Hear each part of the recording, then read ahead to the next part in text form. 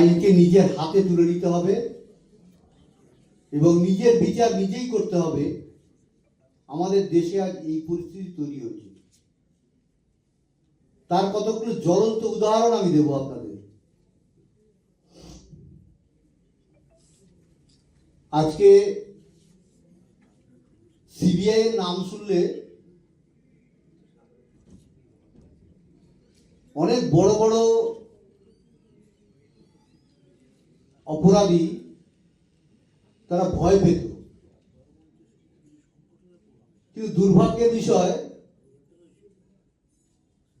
CBI আজকে আমাদের ভয় পাচ্ছে।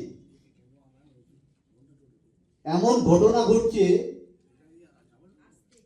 যেটা শুনলে আপনারা আশ্চর্য হবেন।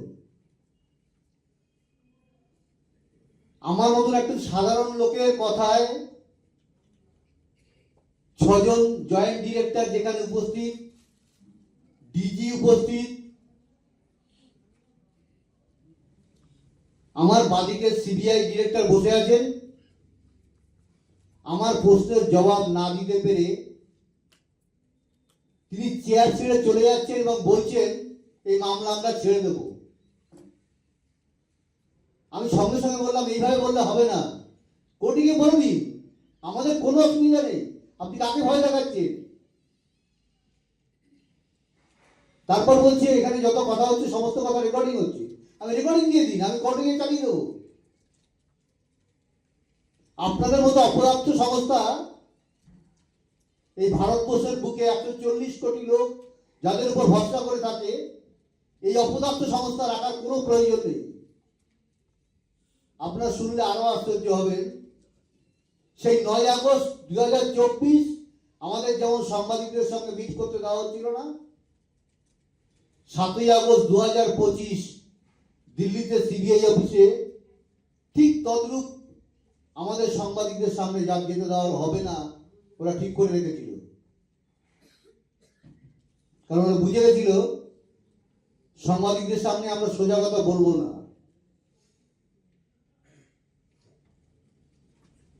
আজকে পশ্চিমবঙ্গ সরকারের পুলিশ প্রশাসনের কথা যতই না বলা যায় ততই ভালো। একজন মুখ্যমন্ত্রী যিনি রাজ্যের প্রধান হন, আপনারা সবসময় মনে রাখবেন তিনি একজন সরকারি কর্মচারী ব্যতীত আর কিছুই নন। কিন্তু তিনি সমস্ত এই প্রশাসনকে তার নিজের কুক্ষিগত করে রেখে সেই সমস্ত প্রশাসন দুর্ব্যবহার করে, যে প্রশাসনকে যেভাবে ব্যবহার করার প্রয়োজন নেই সেইভাবে ব্যবহার করে আমাদের রাজ্যে খেয়াল খুশি মতো রাজ্য চালান। আজকে আমার মেয়ে হত্যা হয়েছে, কিন্তু অত সহজে হয়নি। আমার মেয়েকে ওনারা হত্যা করেছেন ওনাদের দুর্নীতিকে ধামাচাপা দেওয়ার জন্য।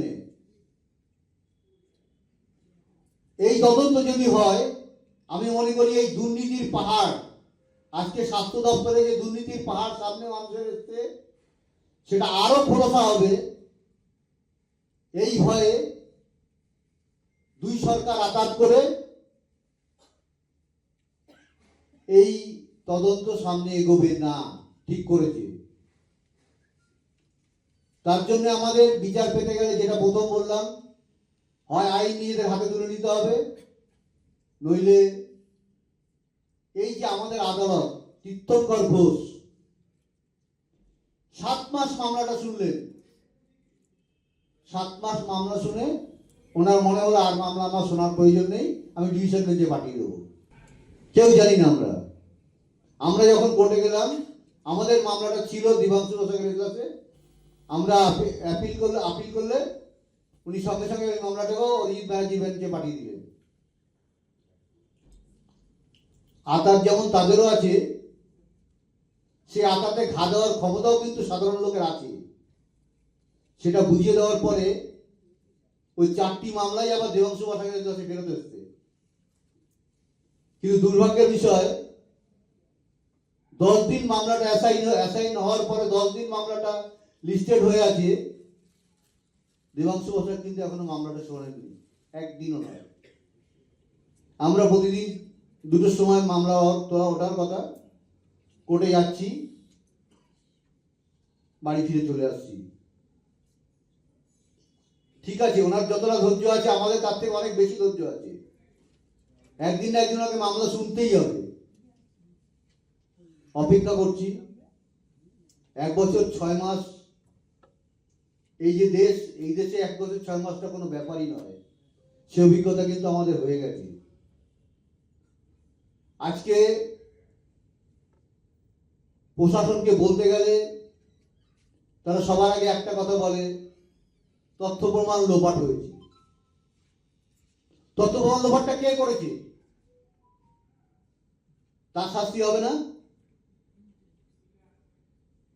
যারা আমাদের চোখের সামনে আমার মেয়ের দেহ দ্রুত দাহ করেছে, তারা প্রমাণ রেখে দিয়েছে, শ্মশান ঘাটের সার্টিফিকেটের ভেতরে তারা সই করেছে, তাদের শাস্তি হবে না? হবে, অবশ্যই হবে। আমরা অপেক্ষা করব। আইন হাতে তুলে না বলাটা যত সহজ, গণতান্ত্রিক দেশে সেটা কিন্তু সঠিক পদ্ধতি নয়। আতার যদি বলেন,